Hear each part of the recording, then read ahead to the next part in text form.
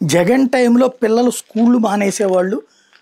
నాడు నేడు పెట్టినా, ఏం చేసినా సరిగ్గా మెయింటైన్ చేయకపోవడం వల్ల ప్లస్ విలీనాలు అంటూ గందరగోళం సృష్టించడం వల్ల మేమొచ్చాక స్కూళ్ళలో అడ్మిషన్ పెరిగింది అని చెప్పుకొచ్చారు. నారా లోకేష్ భవిష్యత్తులో నో అడ్మిషన్ బోర్డులు ఉండాలి అని కోరుకుంటున్నానని చెప్పుకొచ్చారు. నేను ఇంతకుముందే చెప్పాను, నో అడ్మిషన్ బోర్డులు జగన్ టైంలో చాలా పెట్టారు. అట్లాగే నాడు నేడు కింద అభివృద్ధి జరిగిందని. అయితే ఈ ప్రభుత్వపు అడ్మిషన్స్ ఎట్లా ఉన్నాయో ఈ ఇయర్ తెలుస్తాయి. ఎందుకంటే అంతకుముందుది లాస్ట్ ఇయర్ జగన్ టర్మ్లో కంటిన్యూ అయింది కాబట్టి అనుకుంటే ఇప్పుడు 2,87,000 మంది విద్యార్థులు తగ్గారన్నటువంటిది తాజా లెక్కలు చెప్పుకొస్తుంది. సాక్షి హైలైట్ చేసుకొచ్చింది. 22-23లో 86,22,192 మంది విద్యార్థులు ప్రీ ప్రైమరీ నుంచి ఇంటర్మీడియట్ దాకా ఉంటే 23-24లో 87,41,885.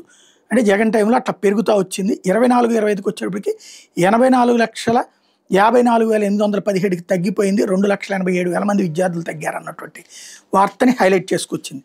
ఇది ఎందుకు జరిగింది అన్నటువంటిది తేలాల్సి ఉంది. 2023-24 విద్యా సంవత్సరంతో పోలిస్తే 24-25 విద్యా సంవత్సరం ప్రీ ప్రైమరీ నుంచి ఇంటర్మీడియట్ వరకు చదువుకునే విద్యార్థులు 2,87,068 మంది తగ్గారు. వీళ్ళలో బాలుల సంఖ్య 1,84,096, బాలికల సంఖ్య 1,09,972 ఉంది.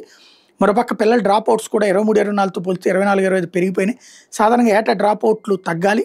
అందుకు భిన్నంగా 24-25లో బాబు పాలనలో డ్రాప్ అవుట్లు పెరిగినాయి.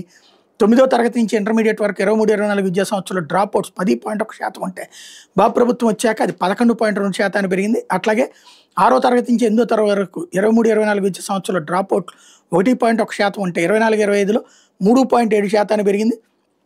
23-24 విద్యా సంవత్సరంలో 3వ తరగతి నుంచి 5వ తరగతి వరకు డ్రాప్ అవుట్స్ 1.2% ఉంటే 24-25లో 2.2% పెరిగింది.